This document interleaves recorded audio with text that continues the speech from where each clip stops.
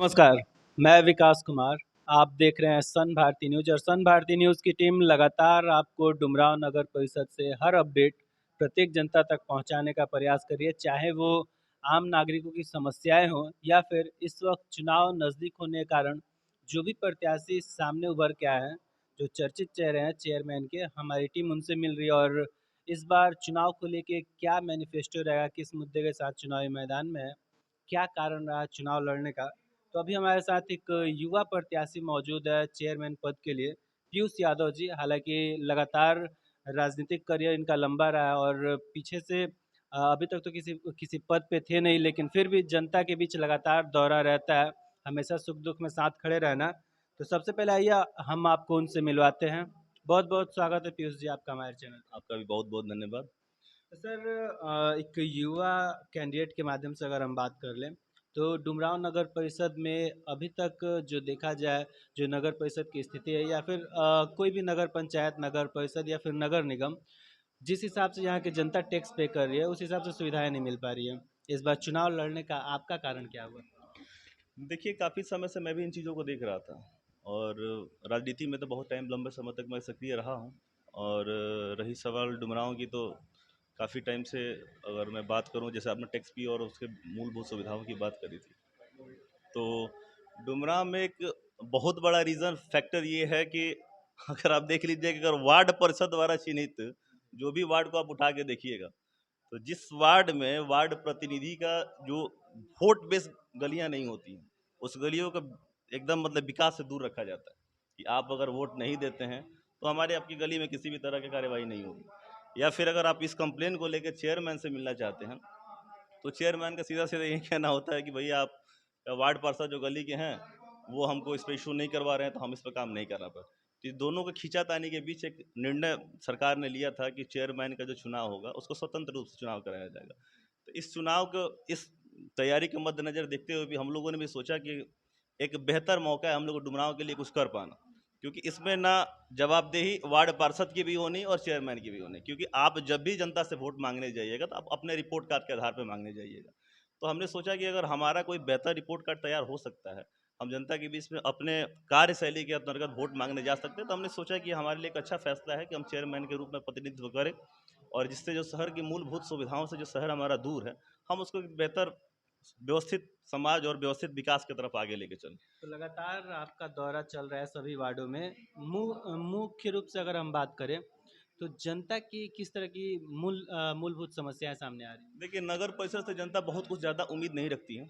नगर परिषद से जो जनता की सिर्फ उम्मीद ये होती है कि हमारी जो नालियाँ हैं, हमारी जो गली है, चाहे हमारा जो मोहल्ले की जो इलेक्ट्रिसिटी है, या फिर जो हम टैक्स पेड करते हैं उसके अंतर्गत हमें जो मूलभूत हमारी सुविधाएं होनी चाहिए वो मिलती है कि नहीं मिलती है। जनता की सिर्फ यही समस्या होता है।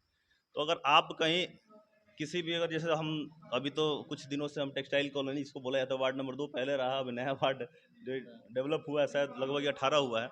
तो इसमें अगर आप देखिएगा तो यहाँ जल जमाव का सबसे बड़ा समस्या है। अगर आप जून के बाद अगर आप यहाँ पे आते हैं, तो आप जिस रोड पर भी हम बैठे हैं, यहाँ से ये मेन रोड है, तो आप इससे पैदल निकलना आपका मुश्किल होता है, आप घुटने भर पानी पार करके जाते हैं। और लगे, इस वार्ड की बात करें तो हमारे साथ जब भी लोगों का शिकायत होती है कि जो भी हमने अपने प्रतिनिधि चुना है, जो भी जिस प्रतिनिधि को हमने वोट दिया है, वो इस पर कभी काम नहीं करते हैं। या फिर आप वही, जो मैंने आपसे पहले बोला था कि जहाँ वोट नहीं वहाँ गलियाँ का नहीं होता।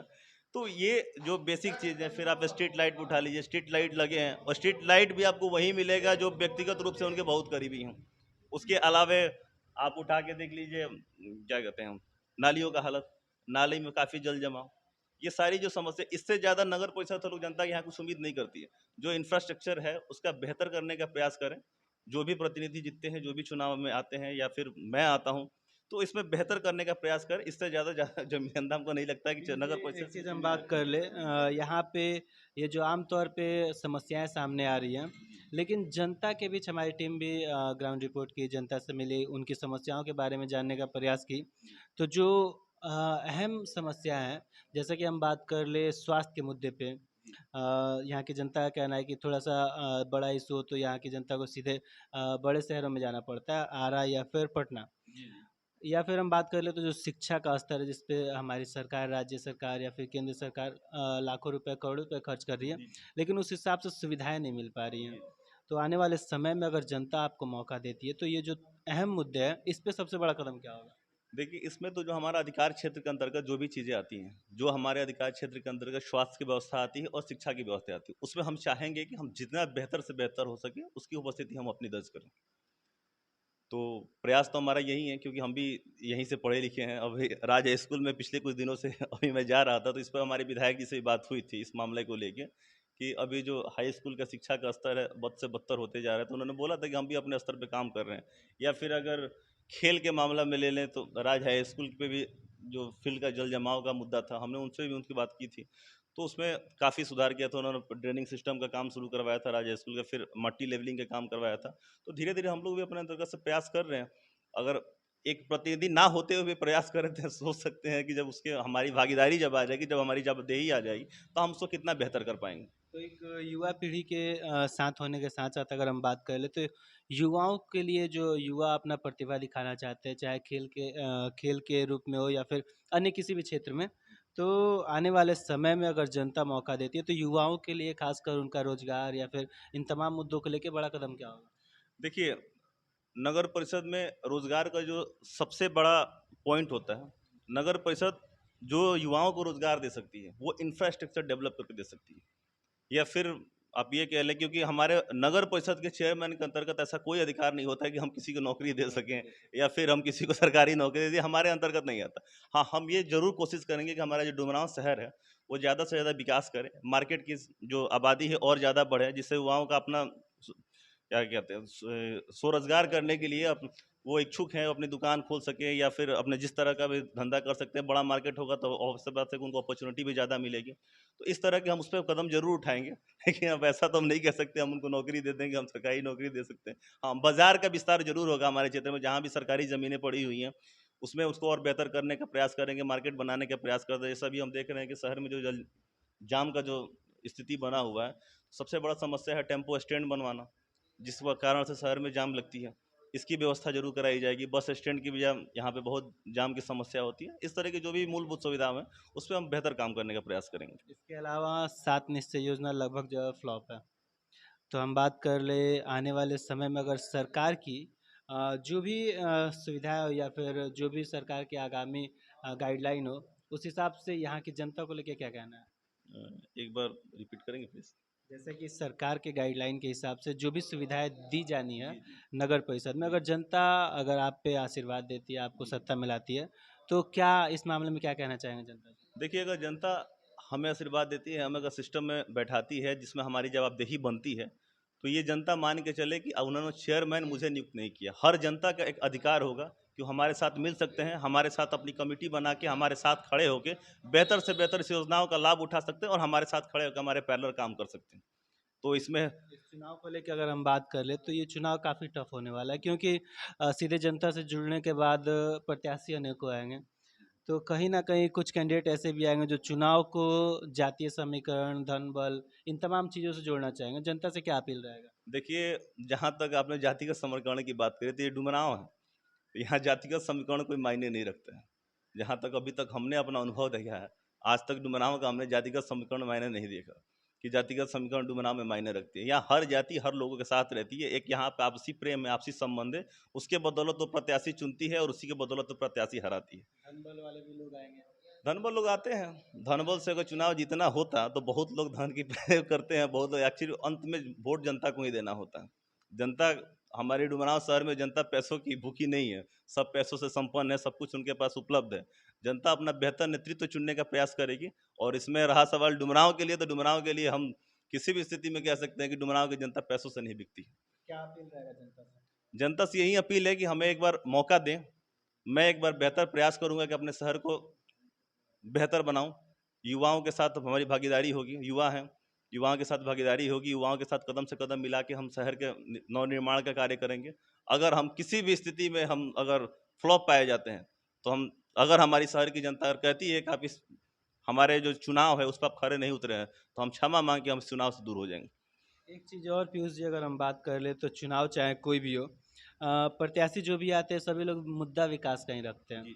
और जनता उसी विश्वास उम्मीद के साथ चुन के सत्ता में लाती है ताकि हमारे क्षेत्र का विकास हो। लेकिन हर बार जनता लगभग धोखा खाती है, यानी हम बात कर ले तो 5 वर्षों के लिए जो सपने दिखाए जाते हैं, अधूरे रह जाते हैं। तो किसी भी कैंडिडेट पे विश्वास करने में जनता को काफ़ी संकोच हो रहा है।